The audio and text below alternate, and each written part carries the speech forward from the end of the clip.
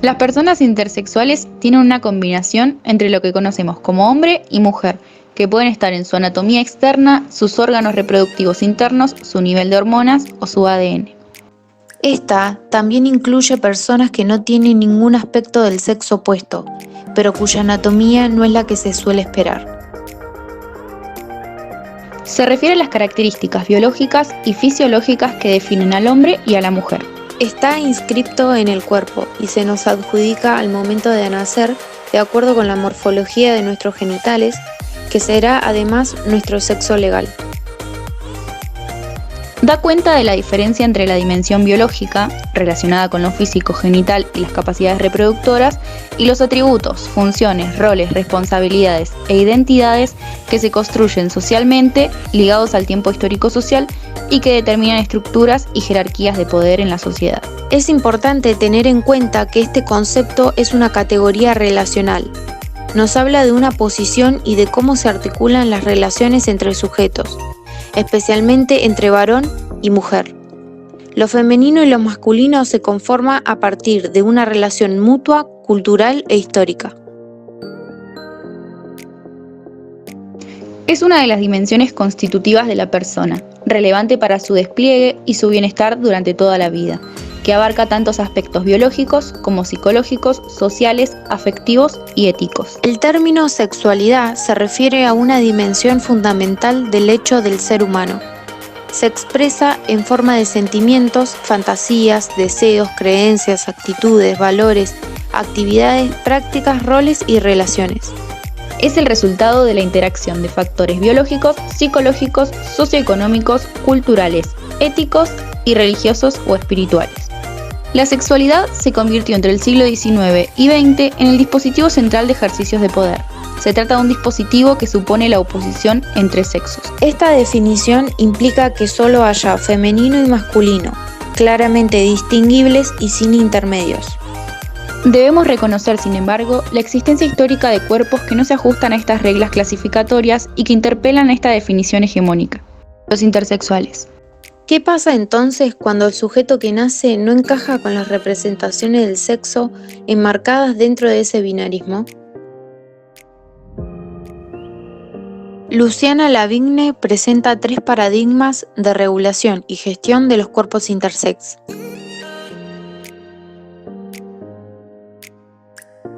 Anteriormente se conocía a las personas intersexuales como hermafroditas, pero hoy en día ese término se considera despectivo.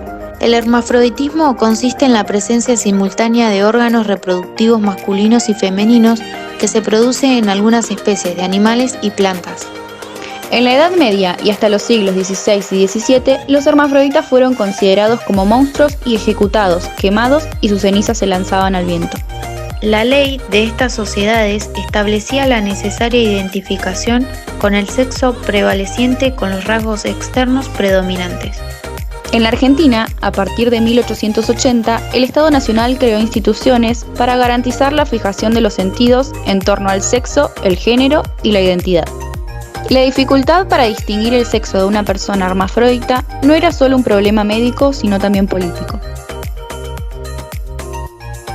Entre fines del siglo XIX y comienzos del siglo XX se sitúa el proceso de medicalización de la vida y de la anormalidad, que implica ver con un marco médico un fenómeno y considerar la perspectiva médica como la autoridad para intervenir.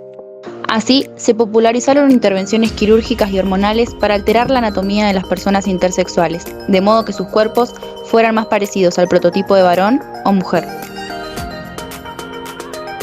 En este paradigma se encuentran discursos provenientes de otras ciencias, como la biología, la antropología, la historia, etc. La dudosa eficacia y los riesgos de los tratamientos médicos que se suelen practicar de forma no consentida en menores han contribuido a la aparición de movimientos que defienden los derechos de las personas intersexuales. Este movimiento evidenció la existencia de dos perspectivas contrapuestas acerca de la corporeidad: la línea de la biomedicina hegemónica, que definía la intersexualidad como un defecto de nacimiento, y la postura de los activistas intersex, para quienes la intersexualidad puede ser entendida como una variación del estándar sociocultural de la corporalidad femenina y masculina. Las Las principales violaciones que sufren las personas intersexuales se tratan de situaciones en las que interviene el poder biomédico hegemónico sobre los cuerpos de bebés, niñas y niños sujetos de derecho a quienes se les enajena el derecho a decidir. Vulneración de la integridad corporal. Incluyen cirugías y tratamientos médicos innecesarios e irreversibles, y otros procedimientos invasivos en bebés y niños o niñas intersexuales, en su mayoría sin su consentimiento. Secuelas de los tratamientos médicos innecesarios como dolor crónico, esterilización forzada, pérdida parcial o total de la sensibilidad genital y problemas de salud psíquica como estrés postraumático, depresión y tendencias suicidas.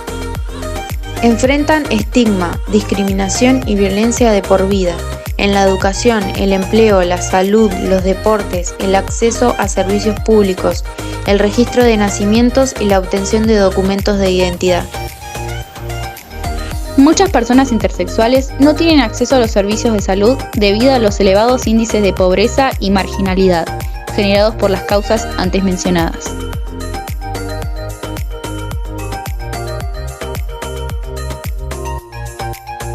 El activismo intersex busca brindar información veraz y visibilizar la intersexualidad, los tipos de dificultades a las que se enfrentan los intersexuales y proponer cómo podrían resolverse.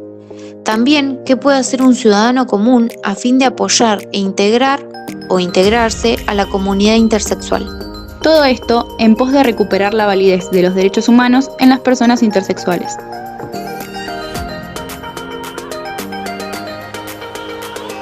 No es una patología ni una malformación. No es una identidad de género. No todos los cuerpos intersex son visibles desde el momento del nacimiento. No es un tercer sexo. Una persona intersexual no es una persona travesti, transgénero ni transexual. No es una persona hermafrodita. Este término es antiguo, con una historia pesada y un impacto muy profundo en la vida de quienes lo encarnan.